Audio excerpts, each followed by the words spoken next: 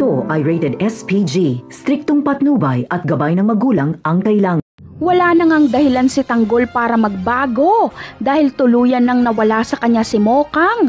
Si Mokang lang naman kasi ang kanyang naging inspirasyon kaya sinusubukan niyang maging mabuting tao. Sa ngayon ay malinaw kay Tanggol na pinili ni Mokang ang may pera kaysa sa kanya. Kaya naman, gagawa ng paraan si Tanggol para makatakas. Plaplanuhin nilang magkakaibigan kung paano sila makakalabas. Samantala, problemado naman sila Tinding at Marites. Hindi nila alam kung paano matutulungan si Tanggol. Wala silang mahingian ng tulong kundi si Beng. Ngunit walang tiwala si Tinding kay Beng dahil nasobrahan ito sa bait.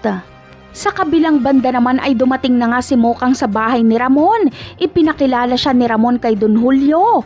Naging respetado naman si Mokang kay Don Julio.